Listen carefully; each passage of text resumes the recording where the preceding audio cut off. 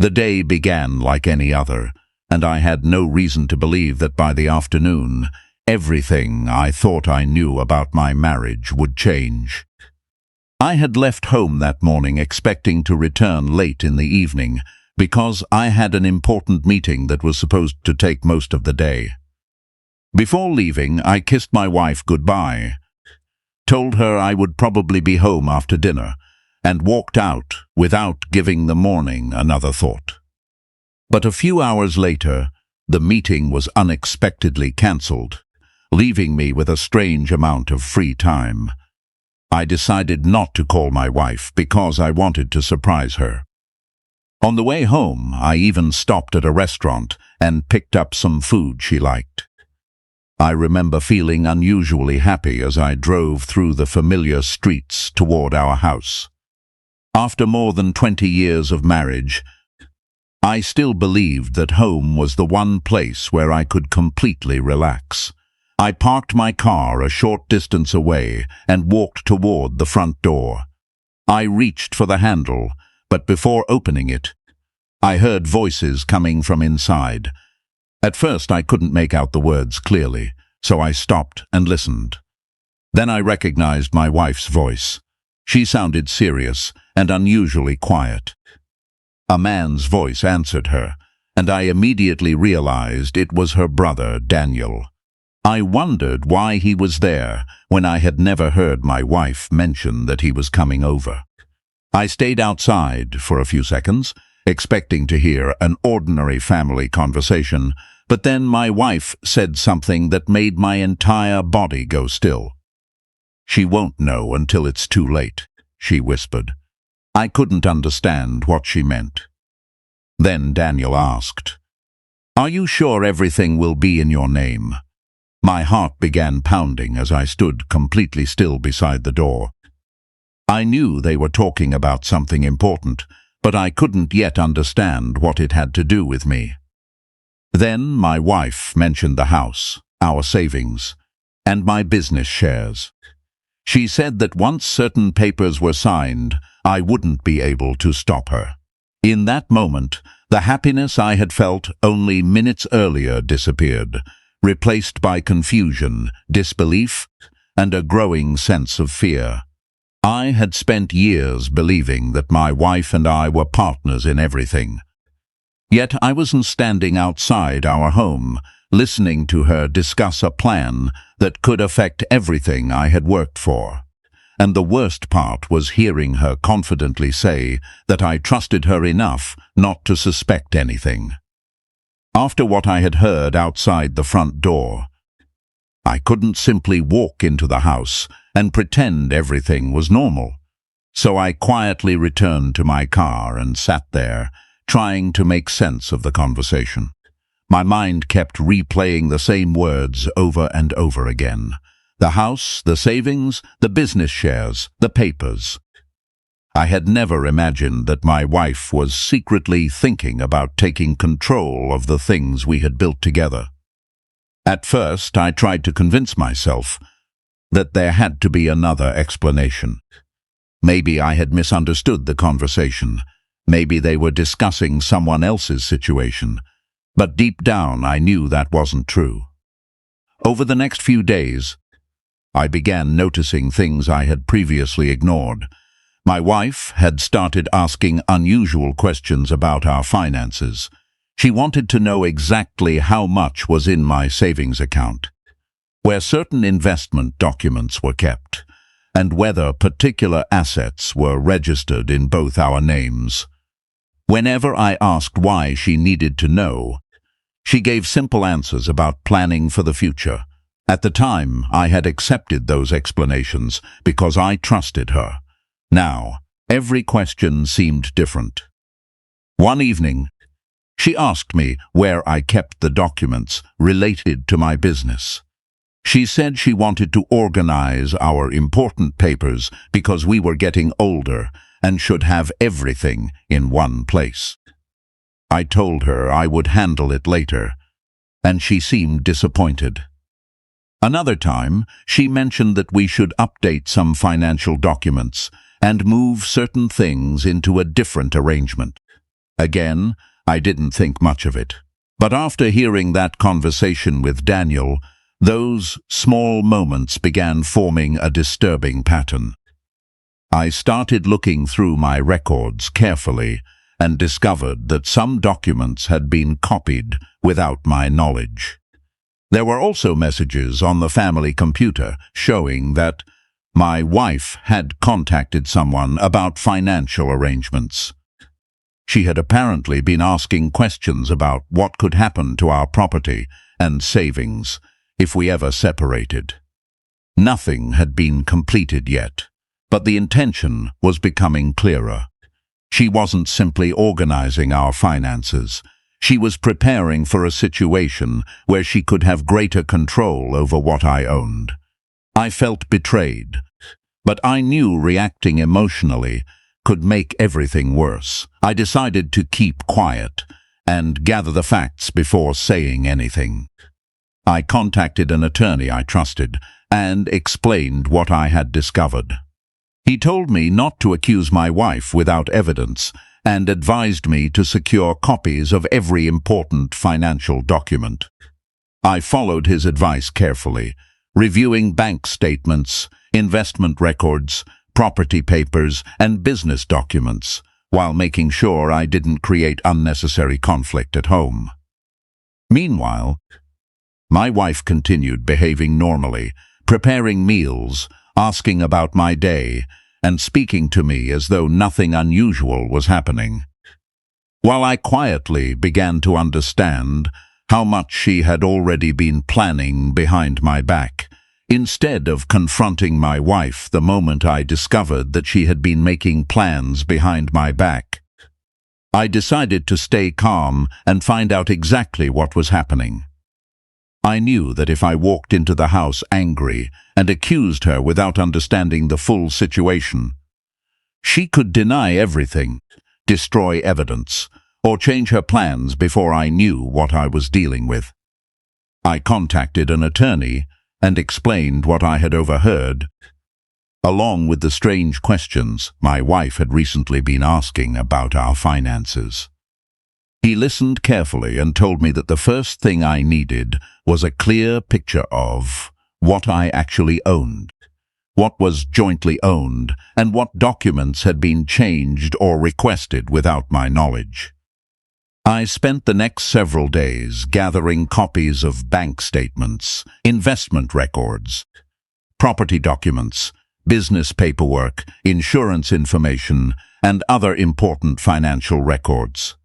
As I reviewed everything, I began noticing details that had previously seemed insignificant. Several months earlier, my wife had asked for copies of documents related to my business.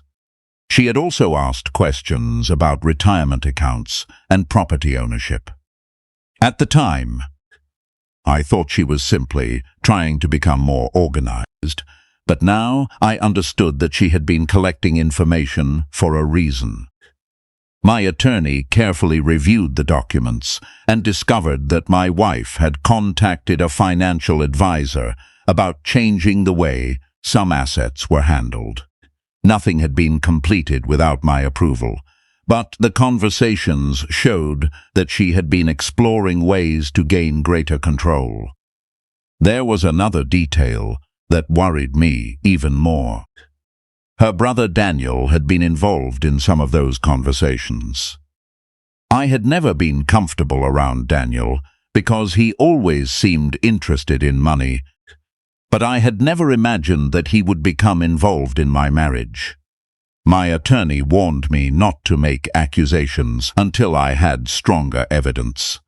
He advised me to protect my accounts, secure my personal records, and avoid signing anything until every document had been professionally reviewed. I followed his advice without telling my wife what I was doing.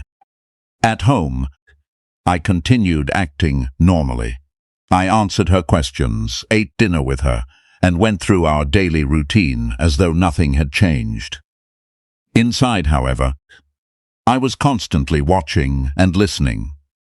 I noticed how often she brought up financial matters and how quickly she became interested whenever I mentioned the house or the business. One evening, she casually asked whether I had recently spoken to my attorney. I looked at her and said no, even though I had already met with him twice.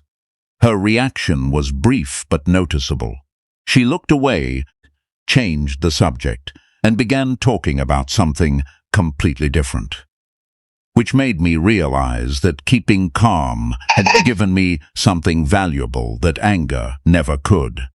Time to understand what was really happening before I made a decision I couldn't take back.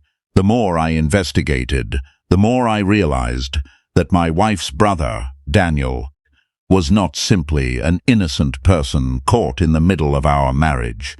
He had been involved far more deeply than I first suspected.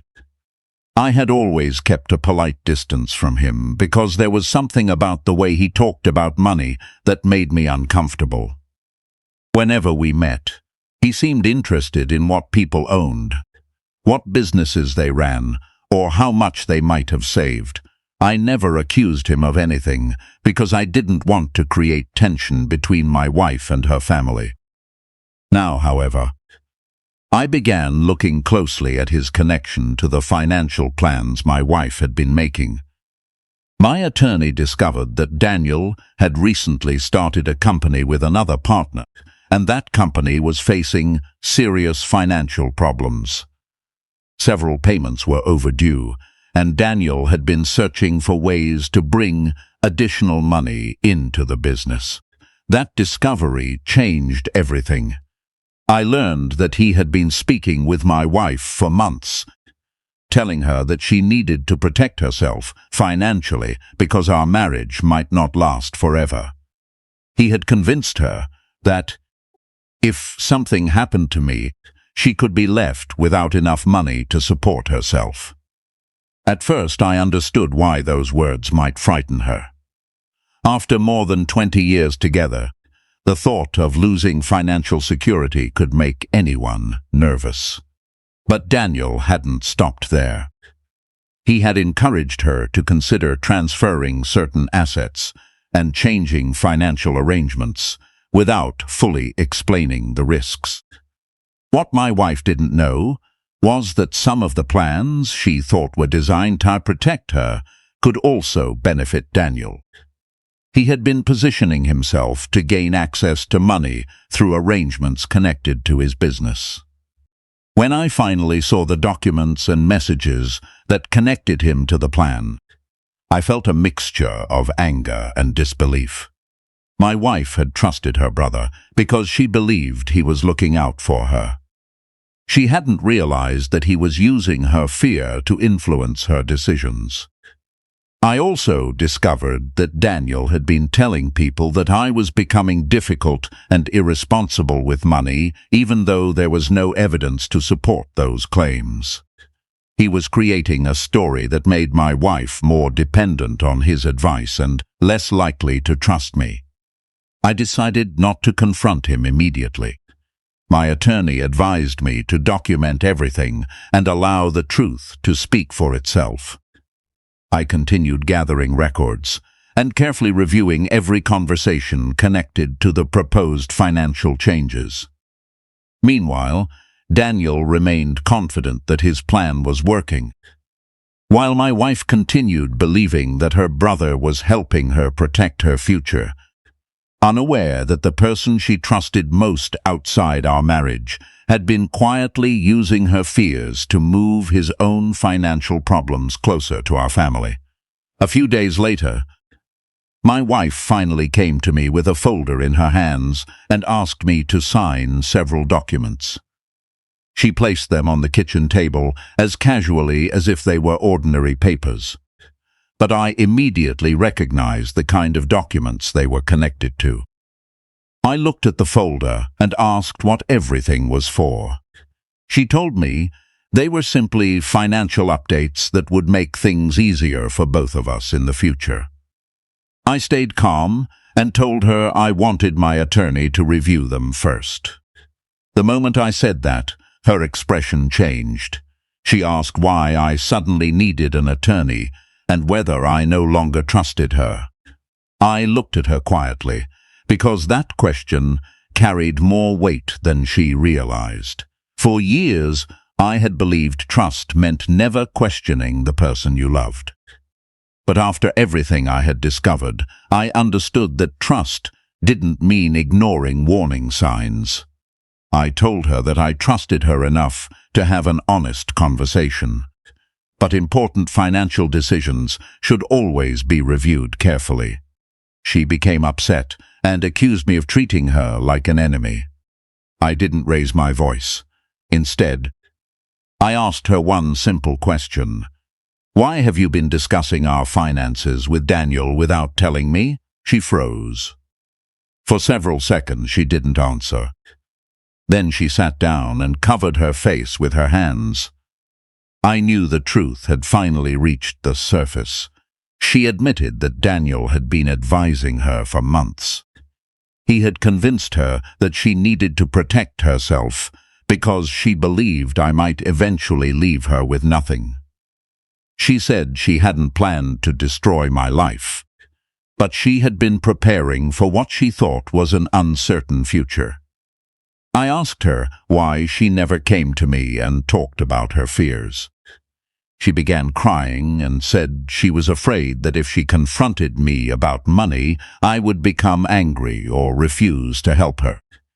Then I showed her the documents connecting Daniel to his struggling business. Her face changed completely. She had no idea that some of the arrangements he suggested could benefit him financially. When she realized what he had been doing, she called him immediately and demanded an explanation. Daniel tried to deny everything at first, but the evidence was too clear. Eventually, he admitted that he had been under financial pressure and believed he could convince her to move money into arrangements connected to his company. My wife was devastated. I was angry, but I also knew that shouting would not undo what had happened. We separated our finances legally, reviewed every important document, and began living separately for a period of time while deciding what would happen to our marriage. The hardest part wasn't protecting my money. It was accepting that the person I had trusted for more than 20 years had been willing to make major decisions about my future without telling me, and that rebuilding trust would require far more than simply apologizing.